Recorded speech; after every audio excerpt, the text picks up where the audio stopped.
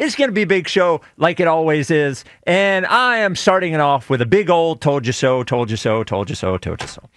The Phillies winning 2 out of 3 from the big bad Dodgers. They are different this year.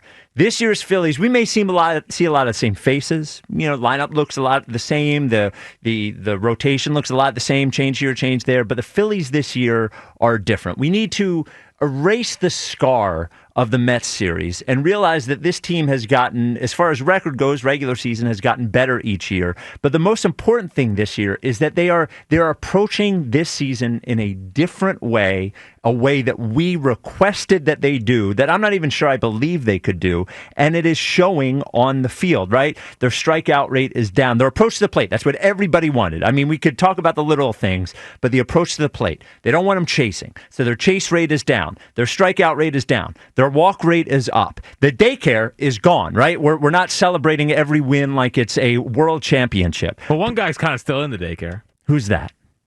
Boom. Oh, well, right. Different daycare. He's in the corner with the dunce hat on. Boom. Bryce Harper, vocal leader, right? Something I don't even think that we thought we would see out of Bryce Harper. And they're 7-2, and the Dodgers came in this weekend without one loss, and they took 2 out of 3 from the Dodgers. This team is just like, they're different. They are a different Phillies team than we have seen in years prior, specifically at the end of last year. God. Believe it. Yeah, well, this is the problem here. And I've been listening to this today. Yep. From the camera to Giglio to yourself. Yes. You guys have a meeting this weekend no, or something? I said it the first game. I said 19 good strikeouts. It's been different since the first game. That was nonsense. 19 good strikeouts. I'm telling you. No. It's different. No. Well, it'll be different. Is it different in the end? I don't know what their record was after 9 games last year. What was their record? I don't know. Were they 7-2 last year after 9 games? I don't know. I don't know. They're closer to 500 to start last year. Okay, I don't know. I just know they were the best team in baseball for the most part. A month in. Last year, yes. Yes, They're for the best sure. team in baseball for the first half of the season. I'm sorry, Spike, and I don't listen. I know it's raining outside, but I don't want to be the wet blanket for everyone. And I really am going to try not to be the wet blanket. But there is something to the idea of overreacting. And I would say it the other way if they were 2-7. I mean, anyone that would be overreacting, wanting to fire the manager, get rid of this guy, get rid of that guy, I would still say they're 2-7. It's too early in the season. A lot of baseball left to be played. I am encouraged by what I'm seeing from this team early in the season. The chase rate, least amount of strikeouts, all those things are all positives. Yes, you talked about the things everybody complained about all offseason, wanted to see them get better at. It's great that they've shown that through the first 2 weeks of the season. I got no problem with that. I won't even quibble or nitpick whether they're hitting against starters and it's only the bullpen. I don't even care about all that nonsense. That's for you guys that want to dig deep into it. I'll take it for what I see it on the surface as. They are playing good baseball right now. They're not playing perfect baseball right now. I mean, Sanchez, that wasn't a great outing yesterday. No. Sanchez, that wasn't a great outing yesterday. No. Sanchez. So it was fine. Yeah. Okay. I mean, 1 minute we're putting him as a Cy Young Award right, winner. For sure. Yes, absolutely. So my only point is that everything isn't necessarily going great. It's room to get better. Bryce hasn't even hit his power surge yet, and he's sputtering around at the plate. I like what I'm seeing, though. But I've also seen enough to know that it's too early. We can enjoy it, but it's too early to start making proclamations. It's damn sure too early to be thumping your chest about how right you are about anything. It's way too early for that. That is disgusting work. That's way too early. I was right about a lot of things so far this year. We go through a list got later. 9 games. Yes, and these 9 games mean as much to me as the 4 games in the Mets series last year. More. These 9 games mean more to me than the 4 games in the Mets series last year.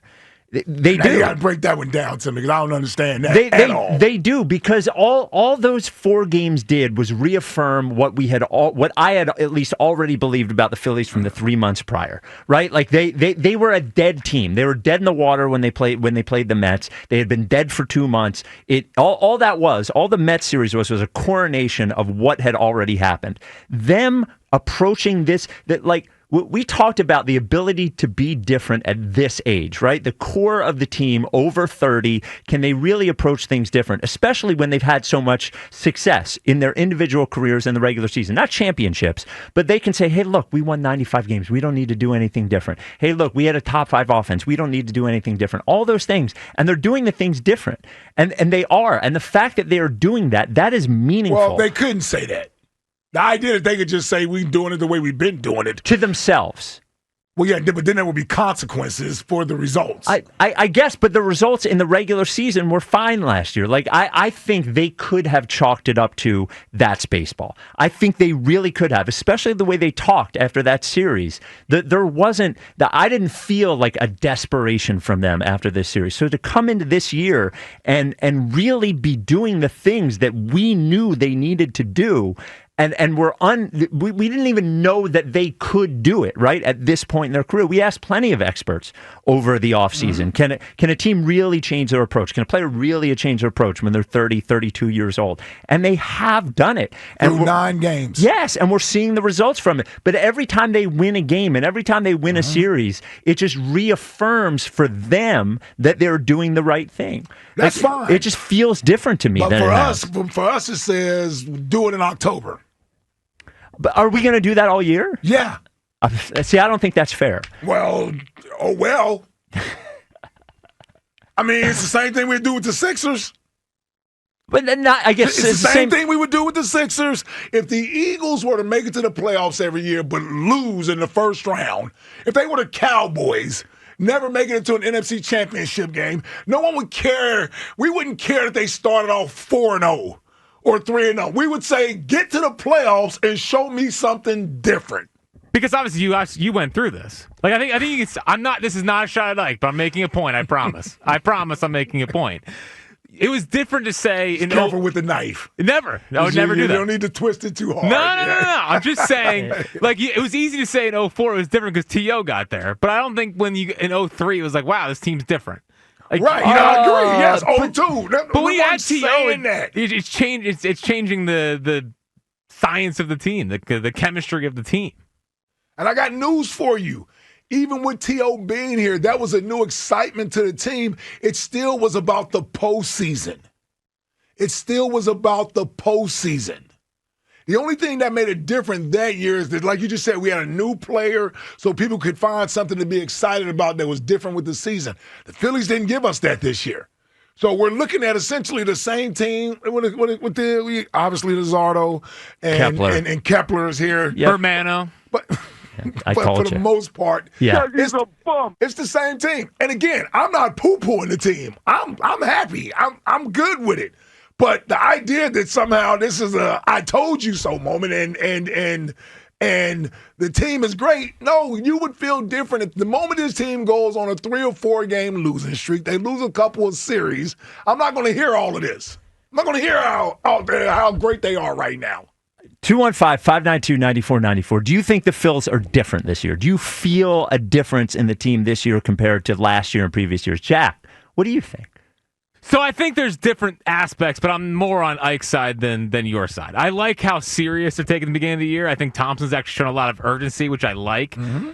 But again, there's stuff that I don't like. I think they have 3 reliable arms in the bullpen. How is that going to sustain the entire year? I agree with you with the chase percentage is great, walk percentage is great, not striking out great. They're also you want to do more analytics, 27th in hard hit percentage. So there's good signs on offense, but there's also some bad over the weekend, some bad situational stuff. So good weekend. I think they outplayed the Dodgers for a majority of it. It's also a marquee series for the Phillies. That's not a marquee series for the Dodgers. Well, but they rose to a marquee series. Like that's great. I don't understand. I'm trying to get in the mind of everyone here. We spent the entire offseason talking about them doing one thing: stop chasing, put the bat on the ball, take walks when they're there, and they're doing those things. We can acknowledge those things and say that the team is playing different. They are playing different, Spike, but it doesn't mean that everyone all of a sudden now believes this is the team that's going to go and win the World Series. Unfortunately for them, this is where we are with the team. I'm sorry. I don't. Again, I would say the same thing if they were 2-7 or 4-5. I'd be like, it's early in the season, a lot of baseball left to go. I'm not going to overreact right now. But if they were 2-7, showing the same things that we had seen in previous years, I think we would be yelling about it. We would be yelling about it. Of course, we would. So we see a good team, a better team than we've seen at the start of any of these years, doing those different things. Like I don't know. I feel like they deserve this sort of like. After commendation. 9 games? Yes. Nah. Well, they can only play 9 games. We were ready to fire the damn Eagles coach after 4 games last year. The quarterback stunk, right? Like we went through all that when they were 2-2, right? And now all of a sudden, after 9 games, we should be praising everybody. I think we should, yes, I think that we should praise them. I think what they have done is praiseworthy. It's surprising to me. And anyone who says it's not surprising to them is lying. Anyone who said that I knew they were... What's been so surprising that they stopped swinging at bad pitches? Yes. Yes. Awesome. I mean, it is. That was a hallmark of the Phillies last year, especially the second half of the year. As the season was slipping away, those last couple months of the year, that Mets series, all we saw was them swinging at pitches out of the zone. All we saw was them going up and everybody trying to hit a home run. All we saw was them trying to get on a hot streak. Yeah. And it's different this year. It's different with Castellanos. It's been different with Turner. It's been like, and for all of my, insults about the 2 starting lineup thing, like so far so good. I still wish they would just start Trey Turner leading off every game, but I think they deserve the credit for changing what we thought couldn't be changed. Yeah, but how much credit? Like, what are we talking about? We can do it. That a boy. Good job, fellas. I'm glad to see you guys actually did what we've been preaching about for I don't know how long, right? I'm glad they decided to do it. Although Dave Dombrowski has recently, I believe it was last week or the week before, or maybe right when the season started, said the whole chase rate stuff was overrated. Well, he doesn't know he's talking about. He said lineup construction was overrated. I'm just saying. Well, but he also pointed to our chase rate not being as bad as everyone said. That guy's a fraud. Get him out of here. Dombrowski, I don't care. All I'm saying is I'm enjoying what I'm watching. I am. It's different. I want to keep it going. Right. I want to keep it going, and unfortunately for them, and it's not going to stop us from talking about the team every day. We're going to do that. We're going to evaluate the team every day. But no matter what, it's what they do in the postseason. Well, ultimately, yes, it's what they do in the postseason. But I think during the year, we have to watch and sort of assess for ourselves what we think the postseason might be like. And this year, do that with 150 games still to go. It is, but so far so good, and not just wins, and not just wins, not just production. It's their approach has been different, and the Bryce Harper being vocal about what players need to do and those things, that is a monstrous difference too, because he's never been that. I'm gonna tell you this. Yeah, well, they had a 3-game stretch there, right? The last one against Colorado and the first 2 against the Dodgers. I don't know about chase rate. I don't know about all the other nonsense. All I know is we scored about a total of 6 runs in 3 games. Right. By the way, my call board was messed up. I could have told you the damn board was lit up. Well, but I had 0. I wasn't paying attention. That's what that look was for? Yes. Oh, okay. I had 0 on my thing. I was like, nobody wants to talk about Everyone this. hates the Phillies? Yeah. No, okay. No. They're lined up. All right. Were you about to turn into Jolly? No. Next question, real quick. There was nothing. There was 0 on here. That's why I hit the button. I was like, what the hell is going on here? Next question. So Houston is in the NCAA championship tonight. Houston, this school in particular, was good in the 80s. So for next question today, when you get to the end of your sports point, we're just going to ask you something very simple. What was big in the 80s? Could be a person, could be whatever it is. What was big in the 80s? Jack, what was big in the 80s? Mustaches. Oh, they were. Oh, that's a good one. Yes. That might be the first side question you gonna get. Oh, you nailed that one. That was a good one. Yeah. You get Selleck. You get, what's Brent his face? Selleck? No. Richard Pryor. Tom Selleck. Richard Pryor. Keith Hernandez. Eddie Murphy. Yes. Yeah. Oh, mustaches were big. Yes. Yeah. Ike. Big fan of Mike Quick. Mike Quick. Yes. Big fan of the mustache. Yes. Ike, what was big in the 80s? I'm going to go with Joe Montana. He was the biggest in the 80s. Joe Montana was big in the 80s. I would have never bet there would have been a quarterback better than Joe Montana. We're watching Joe Montana in the 80s. Hated Joe Montana. Oh, did you? He beat my Bengals twice in the Super Bowl. Right. Hated yes. Joe Montana. And for me, I'm good. So I went from a movie to a person because when I think of the 80s, I think of my mom and my sister watching Dirty Dancing over and over and over and over again. So I'm going Patrick Swayze. Patrick Swayze was big in the 80s. Patrick Swayze had a real moment. He was the guy, and it started with Dirty Dancing. Started with Daryl and The Outsiders. I did start with The Outsiders. Another good flick, by the way.